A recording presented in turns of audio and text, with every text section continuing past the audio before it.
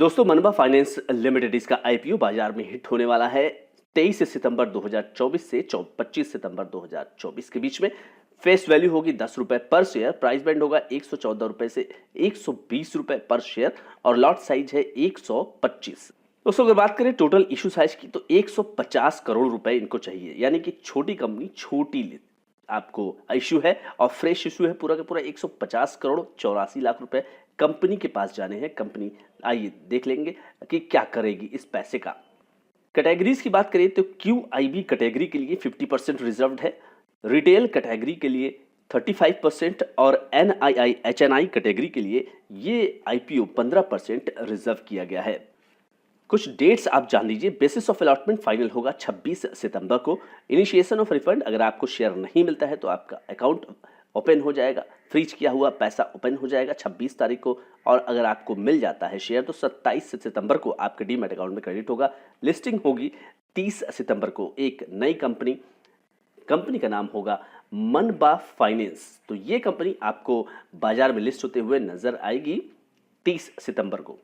दोस्तों अगर इसके मिनिमम रिटेल कैटेगरी में एक लॉट की बात करें तो 125 शेयरों के लिए आपको अप्लाई करना होगा, 15,000 रुपये लगाने होंगे, और रिटेल में मैक्सिमम 13 लॉट के लिए 1625 शेयरों के लिए 1,95,000 रुपये।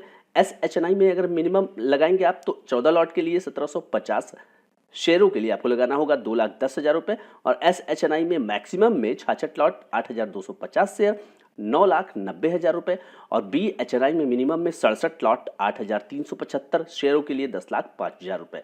तो ये रहे अलग अलग आपको मैक्सिमम मिनिमम की कैटेगरी। दोस्तों आइए जान लेते हैं कि कंपनी क्या करती है। नाम में फाइनेंस है, इसका मतलब है कि ये एक NBFC है, बिल्कुल NBFC BL यानी नॉन बैंकिंग फाइनेंशियल कंपनी के अंतर्गत ये रजिस्टर्ड कंपनी है। 1998 से स्टैब्लिश है और ये नए 2 व्हीलर 3 व्हीलर्स, इलेक्ट्रिक 2 व्हीलर्स और electric 3 wheelers, used cars, small business loan और पर्सनल लोन में डील करती है।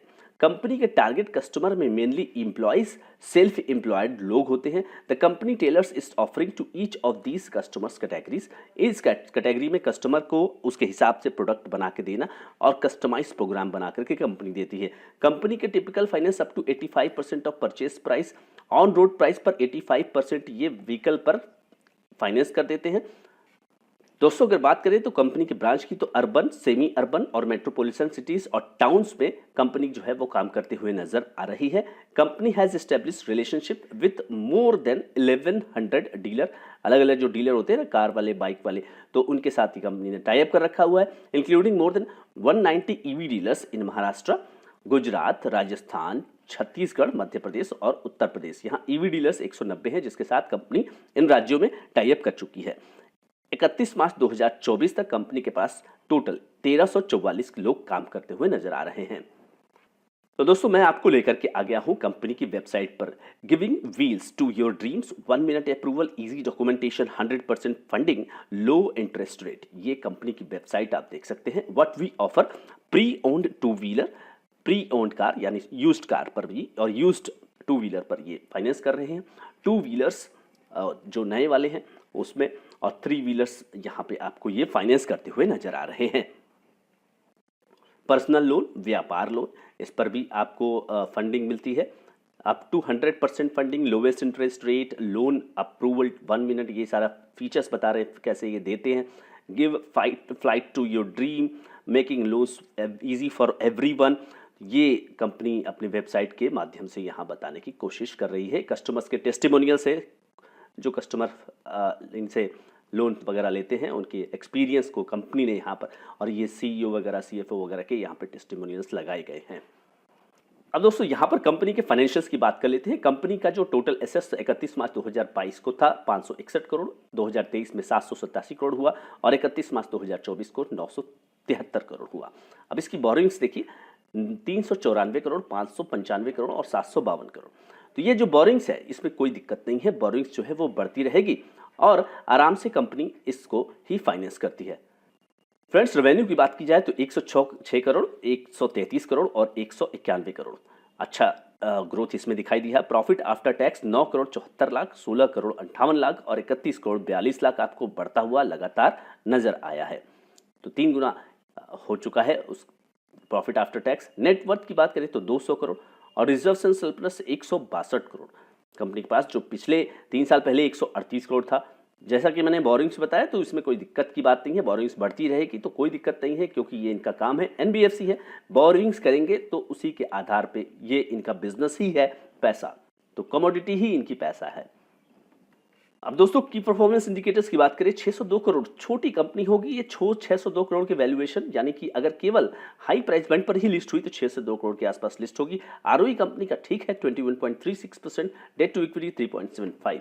दोस्तों रिटर्न ऑन नेटवर्थ की बात करें तो 15% है और प्राइस टू बुक 2.25 है, तो ठीक ठाक वैल्यूएशन पर कंपनी ने इसे लाने की कोशिश की है। दोस्तों मैं यहाँ पर ये बताना चाहता हूँ कि पोस्ट आईपीओ यहाँ पर ईपीएस जो कंपनी का है वो है 6.25 और पोस्ट आईपीओ पी है वो 19 है, तो वैल्यूएशन में कंपनी ने जो प्राइस है वो खुद लेने की कोशिश की है। कंपनी इस पैसे का क्या करेगी दोस्तों, ये आपको जानना बहुत जरूरी है। कंपनी यूटिलाइज करेगी net proceedings towards augmenting the capital base to meet the future requirement. Company अपने कैपिटल को स्ट्रेंथ करेगी और इससे कंपनी अपने बिजनेस को व्यापार के अंदर ही इसको लगाए। दोस्तों वैल्यूएशन मैंने आपको बताया कि 20 के आसपास कंपनी ने इसको रखने की कोशिश की है, यहाँ पर मैं इसे लिखता हूँ और इसका जो आपने देखा कि ईपीएस है वो है 8। इन्होंने जो कॉम्पिटिटर्स बताए हैं उनका ईपीएस है, बैड फिनसर्व्स का 1 है और 13 का यहाँ पर पीई रेशियो है। अरमान फाइनेंशियल्स का 195 ईपीएस है और 8 का यहाँ वैल्यू दे रहा है बाजार।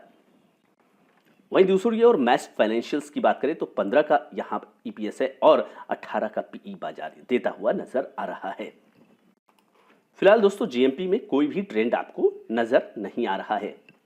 दोस्तों अगर बात करें कंपनी की तो कंपनी एक एनबीएफसी कंपनी है। एनबीएफसी कंपनी आजकल आप देख सकते हैं कि काफी ग्रोथ कर रही होती है, तो पॉजिटिव तो इसमें रहता ही है। अगर इस सेक्टर की बात करें तो सेक्टर एक अट्रैक्टिव सेक्टर है, लेकिन कंपनी एक रिस्की सेक्टर में काम कर रही है। देखिए सबसे सही लोन, सबसे सेफ लोन होता है होम लोन, और कंपनी उसमें काम ही नहीं करते हुए नजर आ रही है। कंपनी बिल्कुल रिस्की लोन प्रोफाइल में काम कर रही है। जैसे पर्सनल लोन की बात करें तो वहाँ पे है कंपनी, बिजनेस लोन की बात करें तो वहाँ है, और अगर ऑटो लोन की बात करें तो वो थोड़ा सा कम रिस्की होता है, लेकिन वो भी एक रिस्की कैटेगरी में आता है। यहाँ पर अगर कंपनी के रेवेन्यू की बात करें तो वो लगातार आपको बढ़ता हुआ नजर आ रहा है, ये एक पॉजिटिव चीज़ है। दूसरी ओर यहाँ पे अगर पैट मार्जिन की बात की जाए या फिर पैट की बात की जाए तो दोनों ही आपको पॉजिटिव नोड में नजर आ रहे हैं लास्ट 3 ईयर्स के। उसके अलावा आरओई और आरओसी में पर कंपनी ने अच्छा काम करने की कोशिश की है। तो कुल मिलाकर के कंपनी के फाइनेंशियल्स जो है वो पॉजिटिव्स हैं। फिर बात करें कंपटीशन की तो कंपटीशन यहाँ पे आपको कंपनी का को तगड़ा मिलता हुआ नजर आएगा। एस्टेब्लिश प्लेयर्स है और खास करके जो कंपनियां मिड कैप क्वालिटी की कंपनियां भी बाजार में होती हैं तो वो भी अच्छा खासा यहाँ कंपटीशन देते हुए नजर आ रही है। उसके मुकाबले यहाँ पे ये कंपनी काफ़ी छोटी कंपनी है। तो कुल मिलाकर आपके दिमाग में पहला प्रश्न होगा कि क्या मुझे लिस्टिंग गेन के लिए जाना चाहिए, तो फिलहाल कोई इंडिकेशन यहाँ पे नज़र नहीं आ रहा है। आपको थोड़ा सा वेट करना पड़ेगा, मैं आपको अपडेट करता रहूँगा कि किस तरह से यहाँ पे जीएमपी का ट्रेंड आएगा और उसी हिसाब से आपको फैसला लेना पड़ेगा। जहाँ तक बात लॉन्ग टर्म की है तो लॉन्ग टर्म के लिए आपको फिलहाल यहाँ पर ये एक छोटी कंपनी है। अगर एक इन्वेस्टर जो कि काफ़ी रिस्क लेना चाहता है तो उस हिसाब से वो फैसला यहाँ पर ले सकता है। वैसे कोई भी एक्शन अगर आप लीजिए तो अपने फाइनेंशियल एडवाइजर से आप जरूर संपर्क करिएगा ताकि वो आपको बिल्कुल अच्छे से गाइड कर सके। फ्रेंड्स इस वीडियो में इतना ही। वीडियो अच्छा लगा तो लाइक करिए, शेयर करिए और अगर आप चैनल पर नए हैं तो सब्सक्राइब करना ना भूलिए। Thank you so much friends.